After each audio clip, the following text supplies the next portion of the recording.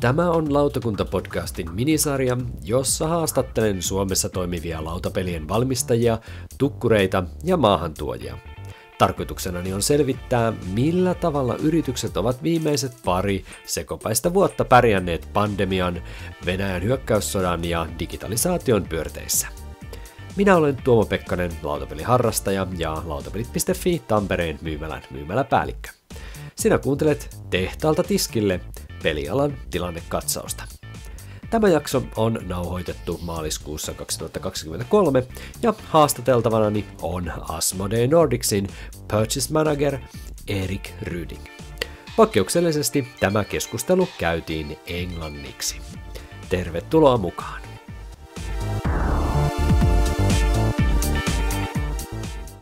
Can you tell a little bit who you are? Introduce yourself. My name is Erik Ryding.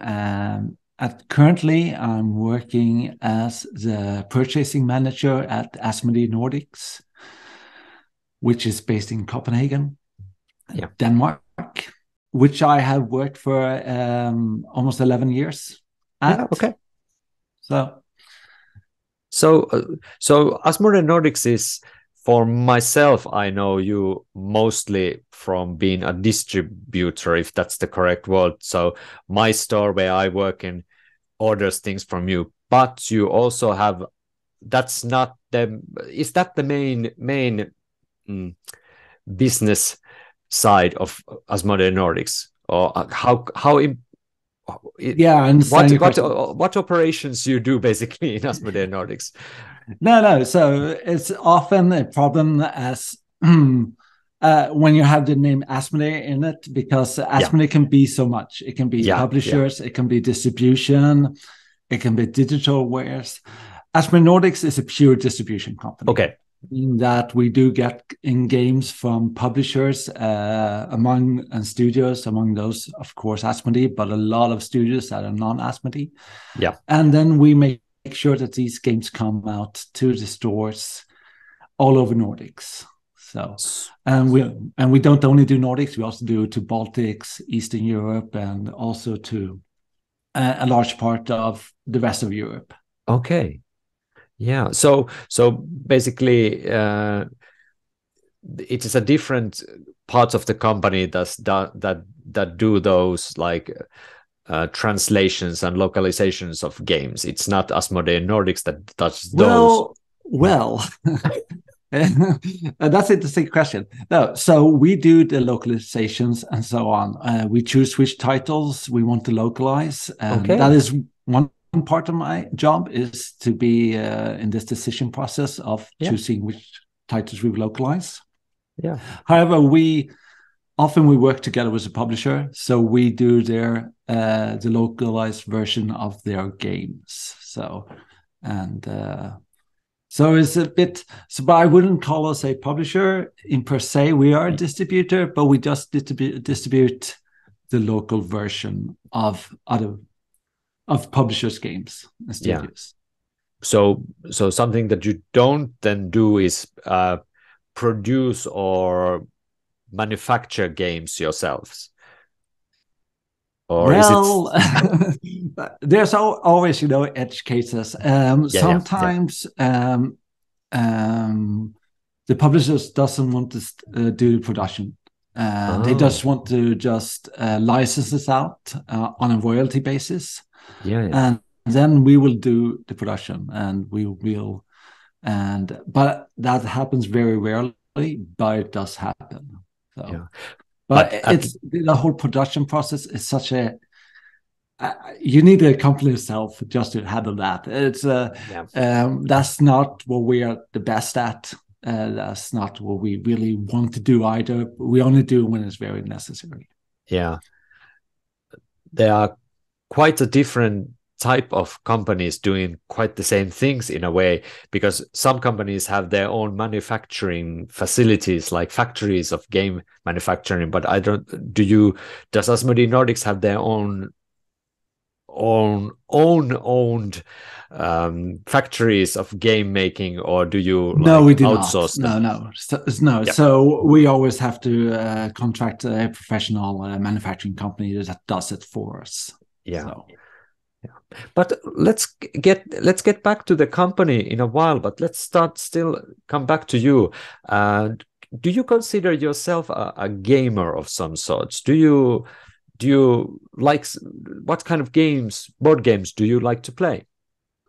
Yeah, I would definitely characterize myself as a gamer. I do play a lot of board games, but I also play RPGs, and I also used to be a Magic player. So yeah, and I still dabble some in that, but that's too much of a lifestyle game for me. That's true. You could play some casual Magic, and that's still very fun, I must say.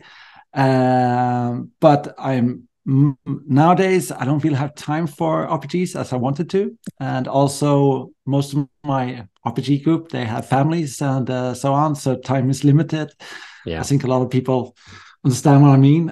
So we only do it when we play it. We only play over the internet, so using like Roll20 or so.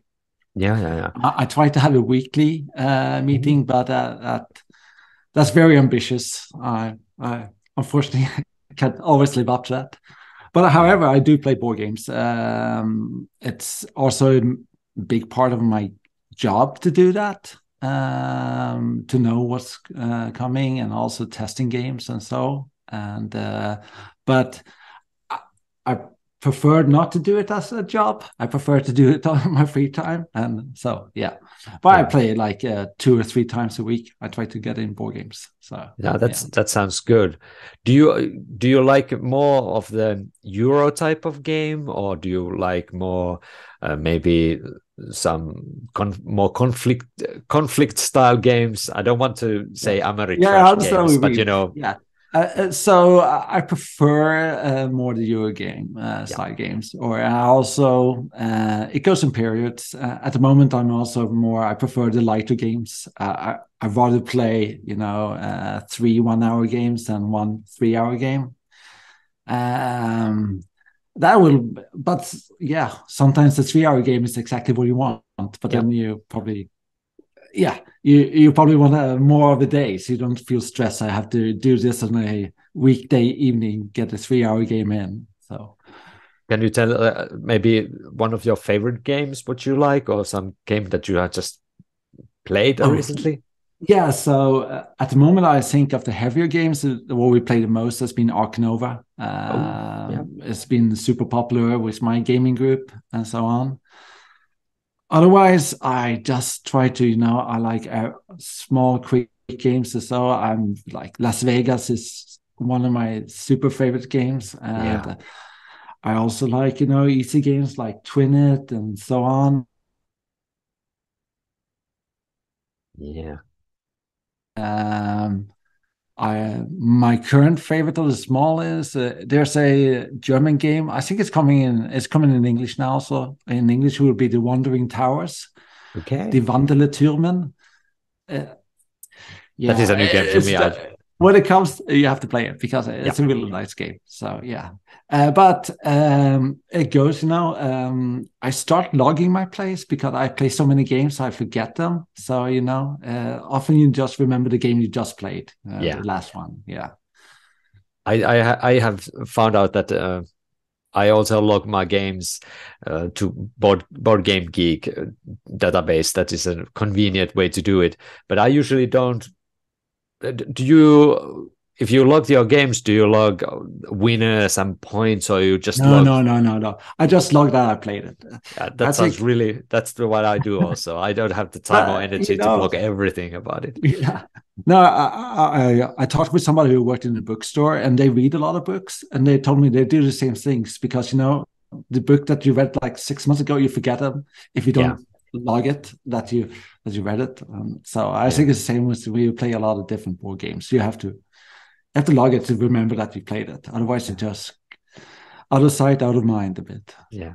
I also enjoy doing some kind of like collecting data for a long time, and then doing some kind of like a checkup on every year, what has happened, what have I played a lot or haven't played for a while, and doing things like that. It's a good thing to keep in track of those. I'm going to do that when I just started with logging games. That was like, so keep it going for a year or two, and then you can exactly find interesting data. Yeah, enough data it had to be. Yeah. You said that you like RPGs also. Do you have some kind of favorite like board game that is kind of doing that RPG thing? Because, for example, I enjoy good Euro games, Brass Birmingham and Ark Nova and Terraforming Mars and things like that, those cube pushers. But I also enjoy a good story. That RPG player in my head, my old youth RPG guy, also wants some kind of, good taste of a good RPG-like game. Have you been able to play some kind of those games? Yeah, so I played them, but I always come to the conclusion that I'd rather play an RPG than playing this board game that is sort of an RPG, but not really an RPG, and it's sort of a board game, but not really a board game. Yeah. So I maybe I'm a bit too much of a purist, but no. So I prefer to, when I'm going to play some RPG, I want to be a real RPG, and if it's a board game, I like my cube pushers. Yeah. Usually those board game type RPGs are mainly maybe combat simulators, or those like tactical combat games, and not the story. You don't get to improvise and do the RPG essential stuff in them. It's like Gloomhaven. I played my fair share. The story is not super strong in that game, but the combat system is excellent. Yeah. But let's now step to the company side for a while again.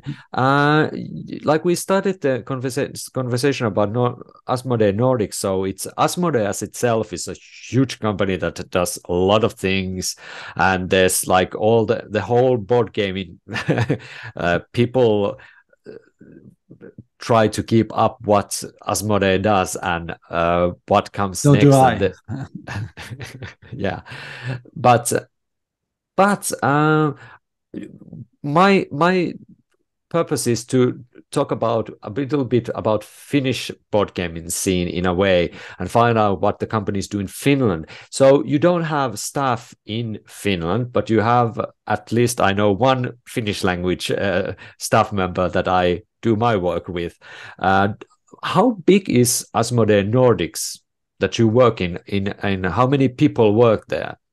Yeah, so we are currently around 50 people, but we do have our own warehouse. So I would say that, more than half is working in our warehouse in some capacity in logistics, and also we do have a lot of goods coming out and in, but also, packing shipments for retailers and so as distributors. And we do have 2 Finnish people. But we don't have a physical presence in Finland. We are based in Copenhagen. The only office we have outside there, we have an office in Norway, in Oslo, because Norway is outside the EU. So, it becomes more convenient if you have a physical presence there. So if I think about this, like Finland as a country,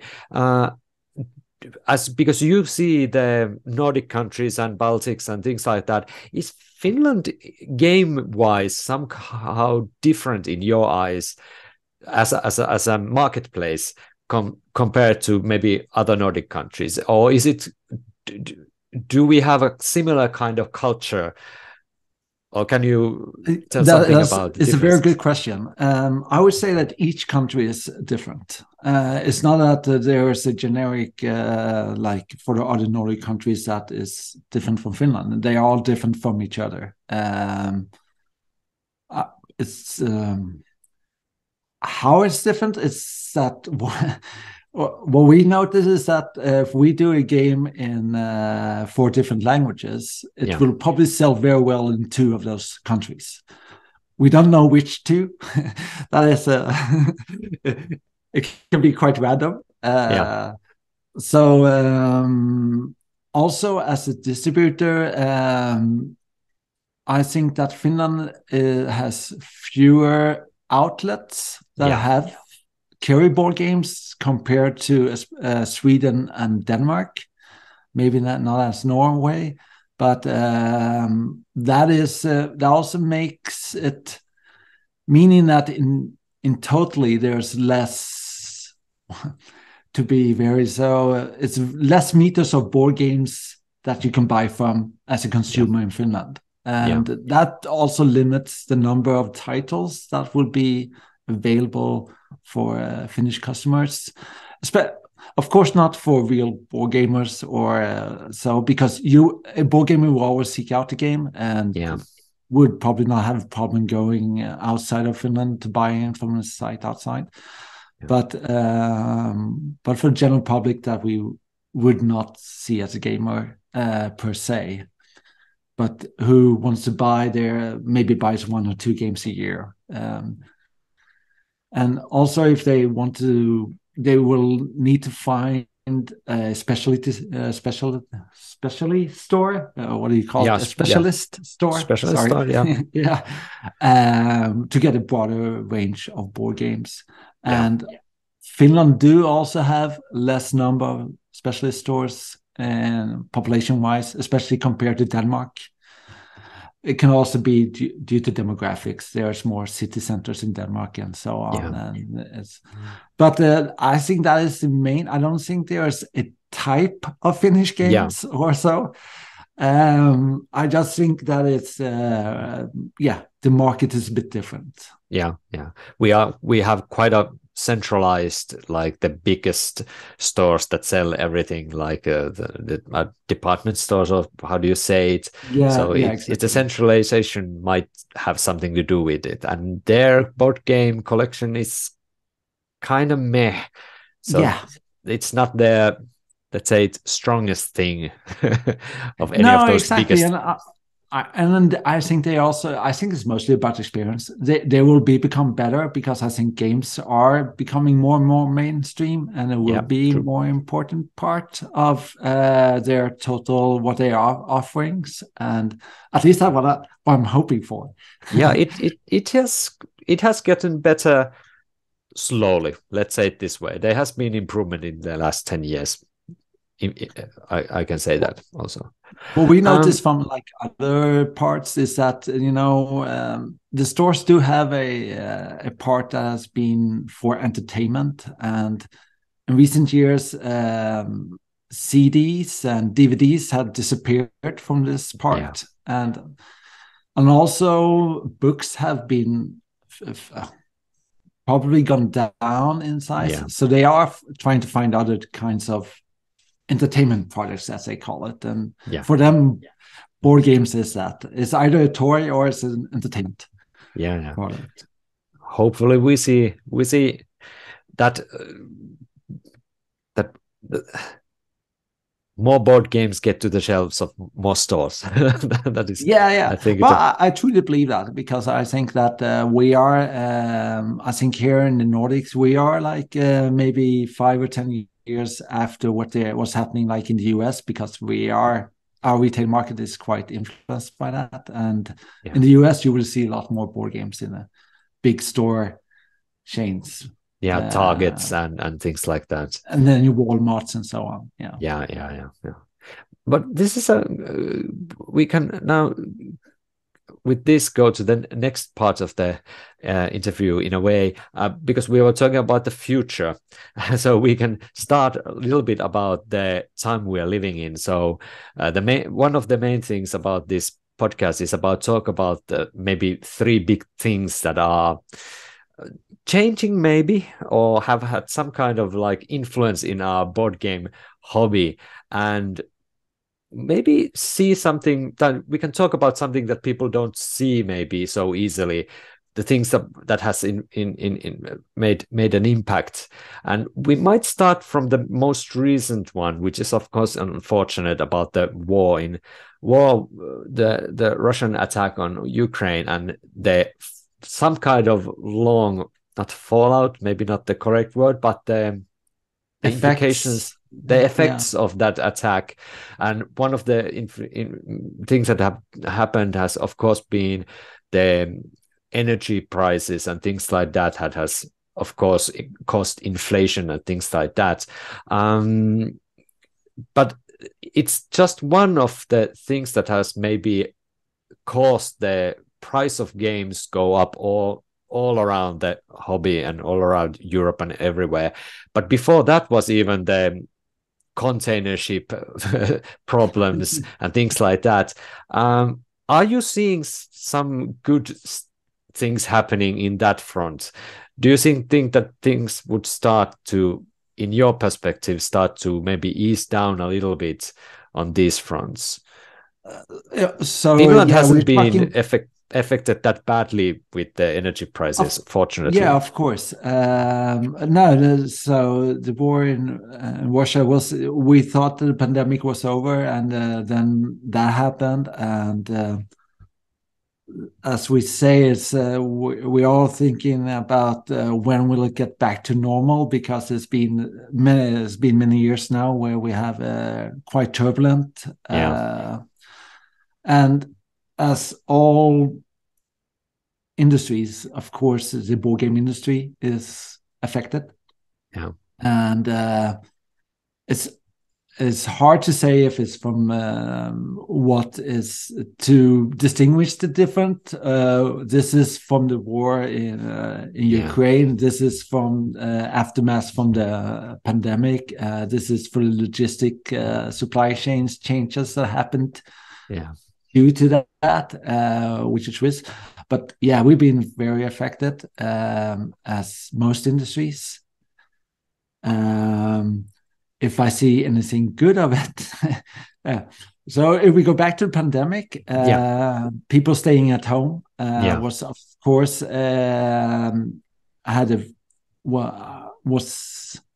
people need to do something. After time, you get bored on what you see on the TV. So you look for new stuff that you can do, entertain yourself and your family within the perimeters of your home. A lot of people found board games as a very good way to has an entertainment and to find joy in, and so on. And I think that's been very fortunate. And I think we still do see effects of that, even if after the pandemic people were very eager to leave their home, to go out traveling, go to restaurants, go to cinemas and so on, and we understand that. But still, I think a lot of people got introduced to board games during this time, and we definitely see that the board game sales are better now than they were pre-pandemic. So that is the war in Russia. I think is more effect will be on people, not the cost of living for people going up. You have to decide where you're going to spend your money. And board games might be kind of luxury item, kind of. They are definitely a luxury item. Even if you and I, we need our board games but for most people they don't. It's a luxury item, of course. To be honest, though, I think it's quite, even if games are going up, it's quite an inexpensive luxury item, because a board game you can play, replay. Everybody has a upbeaten Monopoly game somewhere in there that was bought like the last 20 years. So, and that has given you many hours of joy and, of course, frustration when it's Monopoly. But I do think if we see back in time, board games have been quite recession-proof, because it's not a super expensive luxury item. It's still a luxury item. I have to be clear about that, but it's not a super expensive one. And the effect we see is that people rather like, instead of buying a 50 euro game, maybe they buy a 20 euro game or a 30 euro game and so on. But there's still, because there's always, this exploration with finding a new board game and testing it. And and that is always nice. And so I don't think that is the biggest problem. I think I do see will also be, it's not only for people, the cost of living is becoming more expensive, but also for retailers. I would say we also, there's a problem as the price of electricity of keeping the stores up and running is going up and so on. So that is, and most specialty stores, they don't have a super big margin for things to go up too much with pricing and so on. So that is, I think it's very important to look at also. And we don't know really what the effects of that is. Until later, when we see how it goes from here. Yeah, we saw, if we see if you look at the board game industry, you can see first you have the publisher who produces the game and so on, and then you have the distributor who gets the games into stores, and then we have the stores that gets it into the hands of the consumers.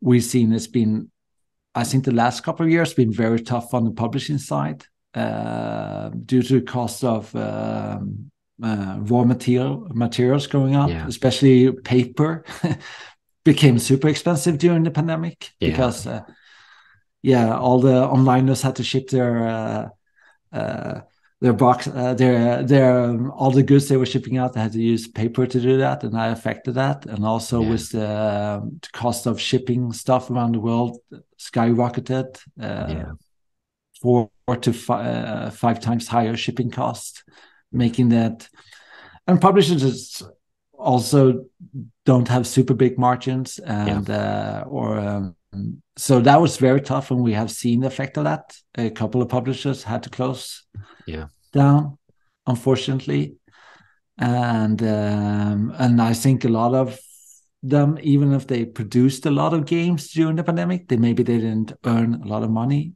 during the pandemic due to that. Can you tell?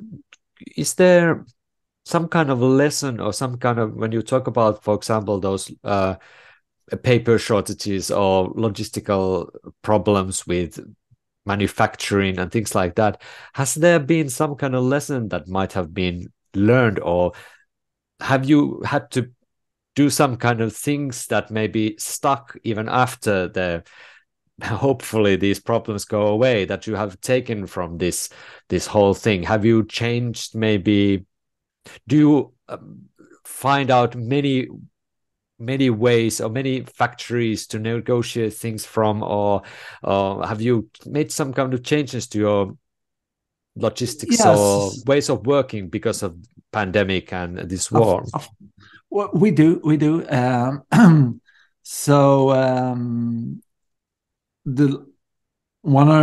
a distributor, one of the biggest problems during the pandemic was that when we ordered a game, normally we would have it in our warehouse within like 3 or 4 months. Suddenly it took 6 to 9 months to have it, meaning that our planning and so on, and if you have like a new release of a new game that is and you only have a title and you maybe know it's and you have a price on it, and you get like a elevator pitch of like 1 minute on the game, and then you have to order it now, and you have to see what the demand will be in 9 months when it hits our warehouse. It's super hard, It's really hard. So that meant that we had to do a lot more. We had to be more selective in what we're ordering and which games we take in. And we also, because if I know I just have to order games for 3 months, I'd say I could order 100 games. But if I have to order for 9 months, I have to order 3 times as many because I know the next delivery will be 9 months. That would be 300 games. But if the game doesn't sell, it may happen that I have 200 games in our warehouse that isn't selling, and that means that we lose a lot of money because as a distributor, we have a very thin margin on our side. So that means that everybody became very cautious at the start of the pandemic, but also then at the same time, demand shoot up. And so it was a very strange period. And then what we see now is the aftermath of that is with... there's still a very risk-averse, both from stores, of course, because they had the same problem as us, and also as distributors, meaning that I think it's tougher now for being a new publisher to get games into distribution because everybody is a bit more cautious. Yeah. And there's so much games developed all the time and released, so it's a really there's like 2,000 new games a year, and you can also see what we discussed about the shelving in the stores. How many new games do you see each year on the shelf? If you go to a normal store, it's like maybe 10, 15 games. 10 or 15. But so, it's like 10 or 15 new games a month in our store, maybe. But what we learned is that there's a clear competitive advantage of producing in Europe instead of China during the pandemic because all the logistical problems, meaning that a lot of production moved back to Europe, whereas a lot of it had moved to China, but a lot came back during. And is it mostly located in Poland and Germany, maybe? Yeah, that's the main thing. But there's being built a couple of new factories. I think there's one new one in Latvia, I would say, and there's also I think another one being built in Lithuania. And, but there's also factories in the Netherlands and France and Spain, and so they also do have. But they do mostly cater for their local markets. But it's good to have more choices, and getting production to Europe must be a good thing for reliability of getting goods. Yeah, and also just on an environmental scale, it's like of course, the less shipping, the better for that. That is true. In that sense, and. So that is what we've seen. We have seen production costs going up, like everything. It takes electricity to produce board games. Also, the paper prices are still quite high compared to what they were pre-pandemic. So all pricing has gone up, which also probably what we see, and it's not only in the board game industry, it's in all industries, and that's why we have inflation. So that's true. If we talk about COVID and the digitalization of our lives in a way, has COVID made your company work different? Do you how do you say it in Finnish? It's etätyöpäivä, which means like remote work. Do you do remote work? Do you work from your home mostly, or do you go to the office? Yeah, so as a distribution company, it's its own warehouse, so half of our staff has to be there to do it. They move the boxes. Exactly. So it's hard to do that remotely. Maybe in the future we will have robots doing it for us. Who knows? But we can, if you want to, you can work from home, but mostly, even during the pandemic, we were almost always at the warehouse. I'm working at the buying team, so for me, it's very valuable to be in the warehouse all the time because we have to check the product, see the products. We get so many questions from the warehouse all the time about products, if it's this and this. And that's very hard when you're working from home. And so for me personally, I didn't. I worked at the warehouse at our location, at our offices the whole pandemic, and I also done afterwards. I think it's like any normal job, you can I can work a day at home if I want to, and so and that is mainly how it is at our place. And also, it was quite tough for me, because I'm live in Sweden, so I had to go to Denmark every day during the pandemic. So I had to do a COVID test every second day for 1.5 years. So okay, that's quite tough. Yeah, that was tough. My nose has just been recovered after all those tests. Oh no, but it's a good thing that it has eased up a little bit at least at the moment. I'm very thankful for that. Yeah. But we are doing this via Zoom, for example. Has this kind of remote thing gone to the business end of it? Have you been able to use these kind of things more, or is it still physically going somewhere, meeting clients or meeting people? Has this creeped up to your workflow more and more?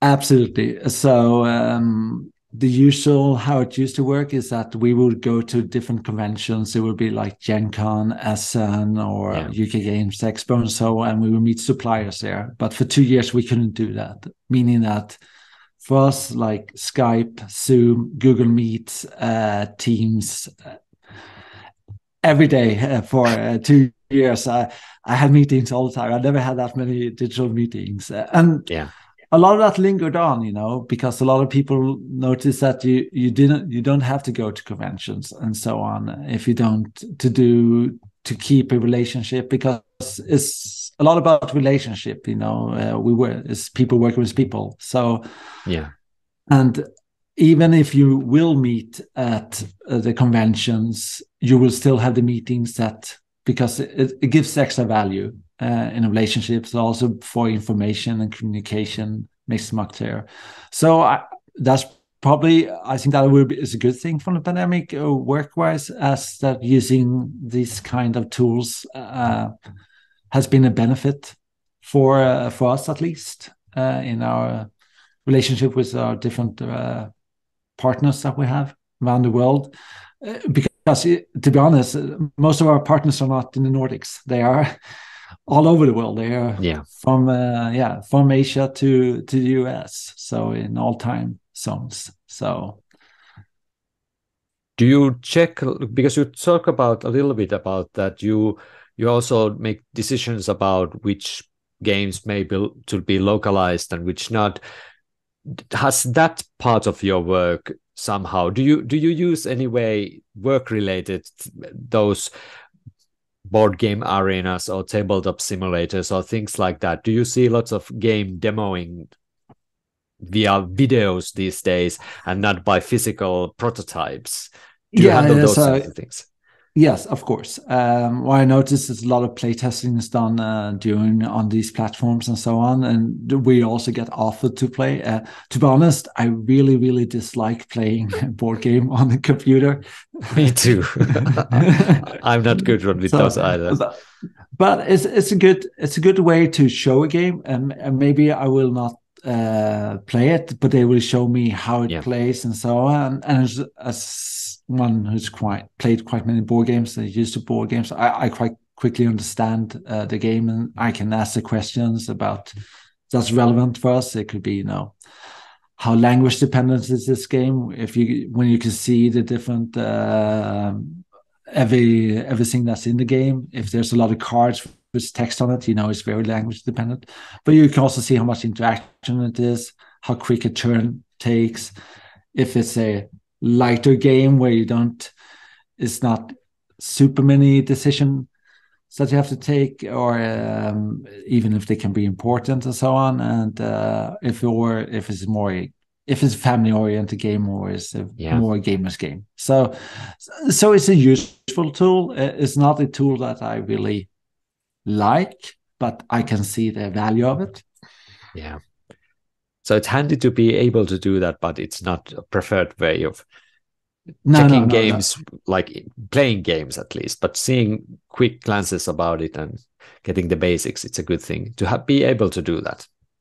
Yeah, exactly. Because you see the mechanics and so on in the game, but that's not why we play board games. We're not in the mechanics is just a way. It's the interaction with other players and surroundings that is important.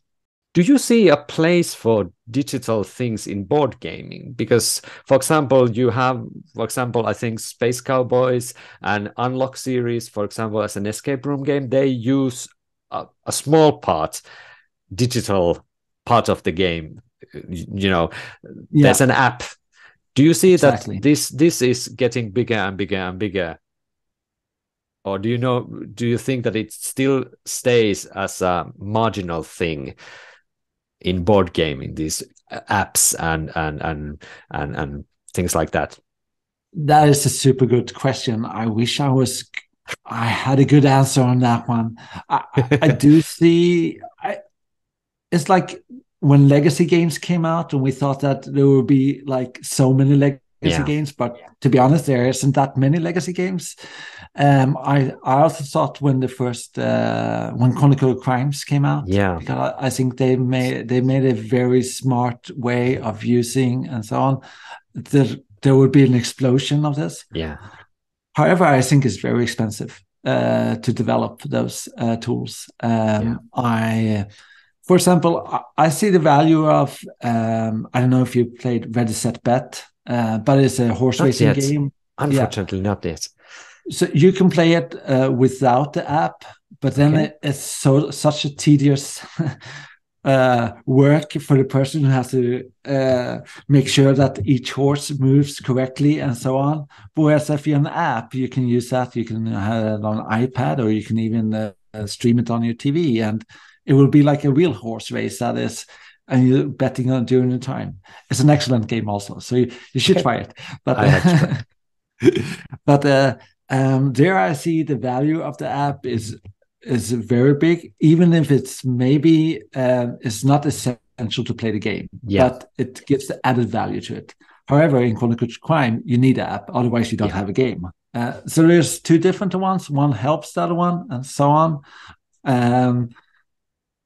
But I think we will see the ones that will help the game, as we have there in Ready Set Bet. I think that is going to, because it's not a big app, it's quite a quick app, and whereas I think those we're going to see more of, but the ones that Chronicle of Crimes and so on, I think you have to be a very committed digital company to make those games worthwhile, and you have to be very well at doing them. I think I'm on the same line.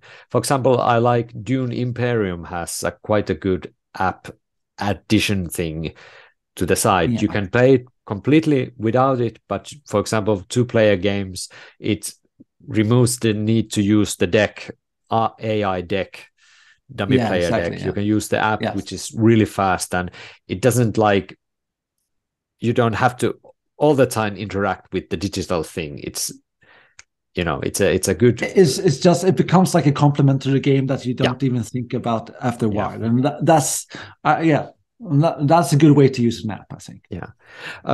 I have seen many people that come to my store, quite usually who don't play that much games. They ask me, "Oh, is board games still alive? Because ain't everybody playing just digital games these days?" My answer to them usually, no, they complement each other. People just play more games. It means that they play more digital games, but usually they also play board games too. Do you see it kind of the same way, that board game, like we started talking about, that board games sales are going up? So, but do you see that the digital gaming somehow lessens playing board games, or do you know that it's the opposite way around? So I think that it for a long while lesson game, but I think that there's two things to this. I think that the people who play a lot of games on the computer, they learn to like to play games. And if it's a digital game or a physical game, I think it's easier for them to just transfer over to a physical game and just play a game, and because it's a game, now it happens to be in a physical space instead of a digital space. I also think that a lot of people, this is also for personal experience, use computers a lot in their work, and when they come home, they don't want to spend their free time also in front of the computer, even if they like games. So they see this as another way to enjoy. They want to have the same experience they would have got from maybe from a digital game, but they don't have to sit before a computer. So I don't think it's very. I think it's. I think it helps. I think it helps because it makes more people gamers, and also we see an interesting trend in the digital space. There's a lot of games that are coming out to popular that are almost board games. It's just that they are on the digital space instead on a physical space. And we also see a lot of people play games on Board Game Arena. The numbers are quite big on that. So I think that exploded during COVID, I think. Yeah, it did. It did. Yeah. But also that doesn't eat up the physical board gaming experience or the market, because it also, when you play digitally, you will most likely buy it physically if you have a game that you wish to play with your friends around the table. So yeah, I think it's for many people it just scratches the itch when you can't go away to play with your friends, because it's a weekday, but you still want to play a board game. You could do it there in a quick and easy way. So but let's end up with talking about the actual games for a while. I think about games that your company has translated or localized for a while. I can think about Splendor Duel came just a few weeks or months ago, and Heat, I think, is one of the biggest names also, which have sold quite well in my opinion, very well. and gotten good word and received very well for a while. Do you have some kind of game that has been, in your perspective, popular or good releases in a recent past? So if we look at especially the Finnish market, we also released the Besserwisser last year in the Finnish market, and that's been very good. So it won the Party Game of the Year award last year, which is quite fun. It's like it's a to be honest, it is my favorite quiz game because you can play it in quite quickly. So you could replay it. And we will also have this year. We had a game that's it's called Hitster that has been released in both in English but also in Sweden. But we're going to release this year in Finland, which is timeline with music. So it's timeline really mechanics is excellent. I really like the mechanics. It is, and this is more music, and then you can get extra points if you know the artist and also the name of the song and so on. So it's that's been one of my go party games. I think it will come out this summer in Finland. But it's been a very deservedly quite good hit in Sweden, and also on the English version for us. Otherwise, it's hard for me because the games I'm working with is often games that's coming out in a year. So of course. What's coming out now? I worked with for a year ago, and but otherwise, Ticket to Ride also is one that we also had. We just released last year a new version of it for the Nordic countries, where you can be up to 5 players. Northern Lights. That's exactly. And that one is you can only get it in the Nordic version. There's no other version in the world. So I can almost hear the Ticket to Ride enthusiasts in Northern America screaming their heads off. Well, it didn't take many days for the English rules, somebody to translate it to English. Yeah, to English yeah. on BTG to get it. And no, it's probably it's soon going to come in other markets also, but at least. But that was also, was a request from us because we did have the Nordic countries one, but that was only up to 3 players. And to be honest, many people saw it as a Christmas game because a lot of people thought, yeah. We can recognize the Sami when we see it, but a lot of people in the rest of the world thinks that it's it's a sort of a Santa Claus thing standing there, and that's unfortunate. Yeah. But it was mainly that it was only up to 3 players. We wanted it to be up to 5 players, so you can, as a family, you can enjoy the game together. And so, but it's a good 2-player map. It's my favorite 2-player map of the series. Okay, good to know. It's tight enough. It's evil enough. It's quite fun. I talking about digitalization, but I almost only play Ticket to Ride on the app nowadays. Oh. Because you can play it so quickly. Yeah. So I think there are, of course, games coming all of the year, but we are recording this in the beginning of spring or March, starting of March 2023. Is this time of the year kind of slow on new releases? Is this more like a how do you say it? Convention season more? Or is this a busy time of the year for you, for example, about new releases, or is most of the job done maybe in other times of the year? So during this year, this part of the year, there aren't that many releases.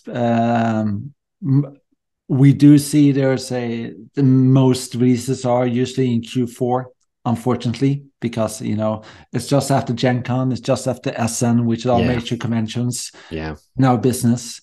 Now we see more and more games coming out at UK Games Expo, which I think is a very good time because it's just, I don't know how it's in Finland, but in Sweden in the summer when you go on vacation, you often buy a board game so you can play it. And so I think that's a very good timing.